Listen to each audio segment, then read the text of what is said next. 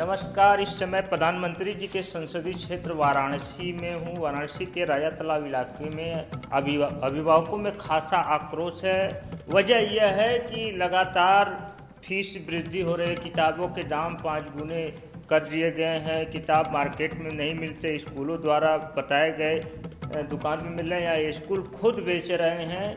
इन तमाम मुद्दों को लेकर आरटी में एडमिशन नहीं हो रहा है और आरटी के बच्चों से फीस मांगी जा रही। तमाम मुद्दों को लेकर यहाँ के अभिभावक काफ़ी आक्रोशित हैं।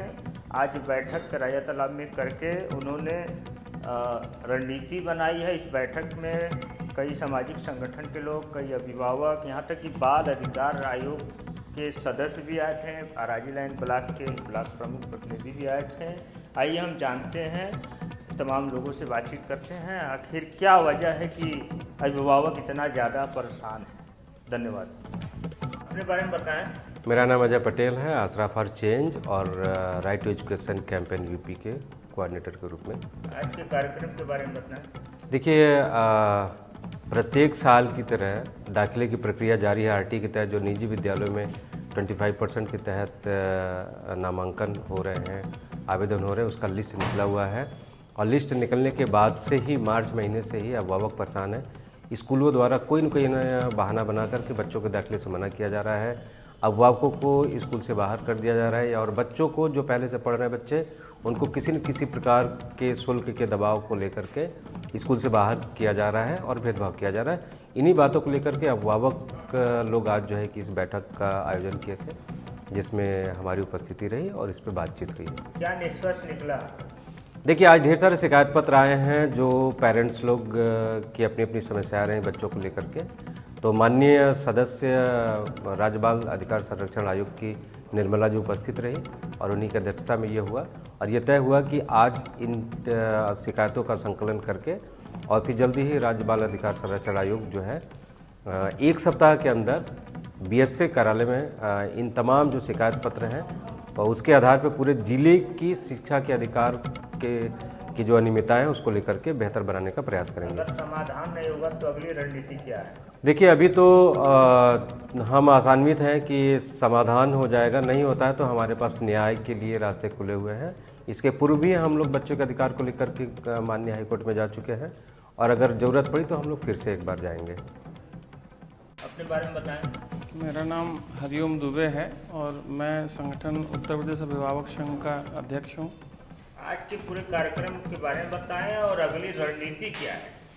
देखिए, आज ये जो कार्यक्रम यहाँ पे ऑर्गेनाइज किया गया, इसका उद्देश्य था कि किस प्रकार से आरटीई, राइट टू एजुकेशन के अंतर्गत जिन बच्चों का एडमिशन हुआ है या जिनका नाम लिस्ट में आया है, जगह जगह ये समस्याएं आई हैं कि ऐसे अभिभावकों को मना किया जा रहा है, उनके बच्चों का एडमिशन नहीं दिया जा रहा है प्राइवेट विद्यालय के द्वारा। और कहीं कहीं पे ऐसा भी संज्ञान में आया है कि प्राइवेट प्रकाशनों के विद्यालयों में खुलेआम जो है उनकी किताबें चलाई जा रही हैं और उनको बाध्य किया जा रहा है कि वो पुस्तकें विद्यालय प्रांगण के जो स्टोर हैं उन्हीं से वो अभिभावक उन पुस्तकों को ले। तो इसके संदर्भ में भी चर्चा की गई है और एक बड़ा मुद्दा आया है कि जिसमें जिले में फीस नियामक कमेटी किस तरीके से गठन किया गया है या वो अब तक किन किन विषयों पर उसने अपने निर्णय लिए हैं, उसके भी संबंध में यहाँ पर चर्चा की गई है। तो ओवरऑल जो है बाल आयोग की जो सदस्य रही माननीय निर्मला सिंह द्वारा, उनके द्वारा ये बातें संज्ञान में ली गई हैं और उन्होंने आश्वासन भी दिया है।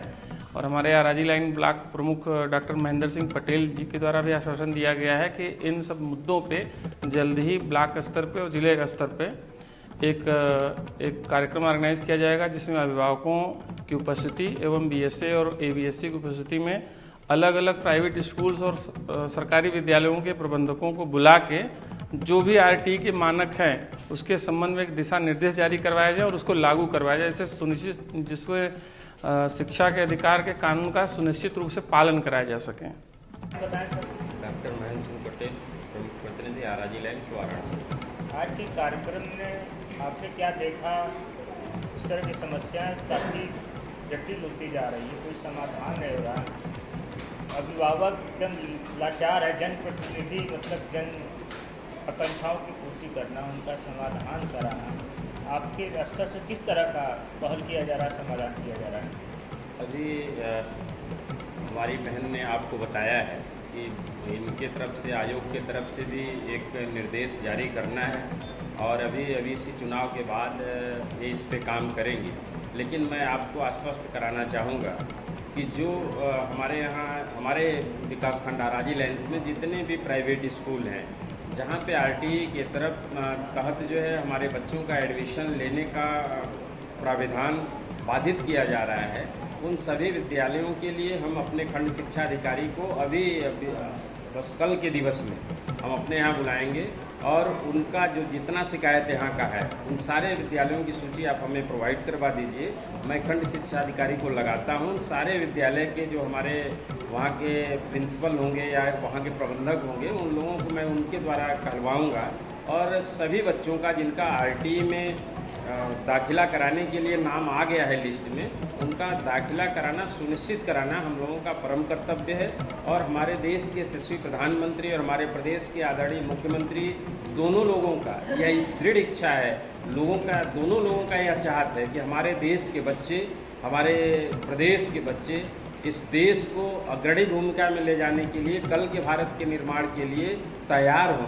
तो जब हमारे बच्चों को तैयार करना हमारे देश के मुखिया का सपना है तो हम सब उसमें एक कड़ी बनेंगे और आपको विश्वास दिला के जा रहे हैं कि कल के दिवस में हम अपने खंड शिक्षा अधिकारी को अपने कार्यालय बुलाएंगे और वहीं पे अपने सभी जितने आरटीई के बच्चों का लिस्ट है उसको एडमिशन सुनिश्चित तौर पे मिले, यह चीज़ सुनिश्चित कराने का प्रयास करेंगे।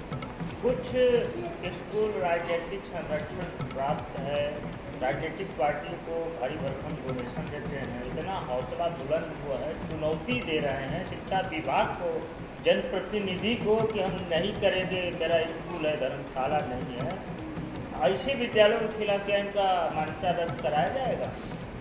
दरअसल जो आप चीज़ कहना चाह रहे हैं, आज की जो सरकार है हम आपको आश्वस्त कराते हैं, आज यहाँ किसी के साथ कोई भेदभाव संभव ही नहीं है और न तो किसी स्कूल के अध्यापक को, उनके प्रिंसिपल को या उनके प्रबंधक को ऐसे हमको नहीं लगता कि वो भाषा प्रयोग हमारे सरकार में कर सकते हैं। हमें नहीं लगता कि जो हमारे उत्तर प्रदेश और देश में हमारी जो सरकार चल रही है एनडीए की, जिसकी अगुवाई आदरणीय प्रधानमंत्री नरेंद्र मोदी जी कर रहे हैं, हमारे प्रदेश के यशस्वी मुख्यमंत्री योगी आदित्यनाथ जी कर रहे हैं, वहाँ पे इस तरह का यदि कोई विद्यालय प्रबंधन वक्तव्य दे रहा है, कह रहा है, तो मैं आपको पूरा विश्वास दिलाता हूँ कि यदि इस बात की पुष्टि आप कराते हैं तो निश्चित तौर पे उनके खिलाफ सख्त कार्रवाई हम अपने सरकार की तरफ से करवाने का पूरा प्रयास करेंगे। धन्यवाद। अपने बारे में बताएं। मेरा नाम निर्मला सिंह पटेल है। मैं इसमें राज्य बाल आयोग अधिकार संरक्षण आयोग की मेंबर हूँ और भारतीय जनता पार्टी के छोटा सा कार्यकर्ता हूँ। शिक्षिका भी रही हूँ, BHUS मेरी शिक्षा हुई है। बचपन से मेरी इच्छा रही समाज सेवा करना, जो बड़ों के आशीर्वाद से आज मैं करके आ रही तक। आज के कार्यक्रम में आपने क्या पाया, क्या सीखा, क्या हालात है बच्चों के और आरटीई के बाल अधिकार पर? मैं आज आराजी लाइन ब्लॉक क्षेत्र में मेरा आना हुआ है, क्योंकि हमारे बाल आयोग से रिलेटेड एक यहाँ के अजय सिंह पटेल जी काम करते हैं, उनसे मेरा परिचय हुआ था। तो उन्होंने कहा कि दीदी आप बनारस में जब रहती है तो एक आध बार हम लोग बैठकों में बुलाएंगे, तो आप आ जाया करिए। तो आज मैंने आज का दिन चुना, क्योंकि यहाँ आने से हमें लगा कि अवेयरनेस तो बहुत अच्छा है इस क्षेत्र में। गार्जियन के अंदर उनकी समस्याएं एक ही है कि आरटीई एक्ट के तहत जिन बच्चों का लिस्ट में नाम आया है वहाँ अच्छे से विद्यालय वाले माने उनके डायरेक्टर लोग एडमिशन नहीं ले रहे। जैसे अभी कोई सृजन पब्लिक स्कूल है आराजी लाइन ब्लॉक में, वहाँ कॉन्वेंट स्कूल है, वहाँ 10 बच्चों का लिस्ट में नाम आया मदरलैंड, और वहाँ 3 बच्चों का एडमिशन हुआ, 7 का नहीं हुआ। ये दिक्कत है, होना चाहिए। यदि उन बच्चों का सिलेक्शन हुआ है तो मैं तो आग्रह भी करूँगी और डायरेक्ट उनसे ये भी करूँगी, डांट भी पिलाऊँगी कि जिन बच्चों का एडमिशन होता है, नाम में आता है लिस्ट में नाम, उन बच्चों का एडमिशन आपको लेना है।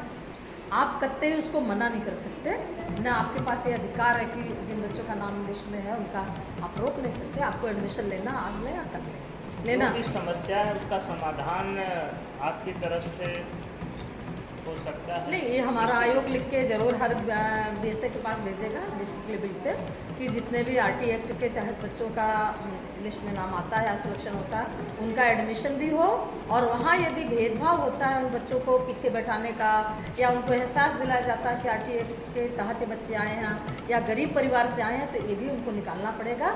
ये हमारे तरफ से एक सुझाव भी होगा, और हो सकता है माननीय अध्यक्ष जी हमारे बहुत जल्दी इलेक्शन बाद ही, चूँकि इस समय अधिसूचना जारी है, कोई नया हम लोग कोई मुद्दा नहीं उठाएंगे, लेकिन जैसे ही हमारा ये अगला ये चुनाव खत्म होता है, जून के लास्ट में हो सकता है, एडमिशन शुरू है, क्योंकि ये सत्र शुरू हो गया, नया सत्र 24-25 का, तो हम चाहेंगे कोई बच्चा इससे अवरोध न पैदा हो कि उनका एक साल बेकार जाए, इसलिए बहुत जल्दी इस पर हम आयोग की तरफ से आएगा, उन सारे विद्यालयों को कड़ा निर्देश भी देना पड़ेगा, हम लोगों की तरफ से दिया जाएगा कि बच्चों का एडमिशन लें, उनके साथ कोई भेदभाव न हो। और ये जो हर साल लोग ड्रेस चेंज कर देते हैं, यूनिफॉर्म चेंज कर देते हैं, और विद्यालय कहता किताब काफ़ी महंगे कर दे रहे हैं, और ये भी एक फाउंडेशन करते हैं कि हमारे विद्यालय से ही किताब लेंगे, या जो दुकान मैं शॉप का नंबर बताऊंगा वहीं से आपको लेना, ये भी बाध्यता खत्म करनी पड़ेगी, क्योंकि एक देश एक कानून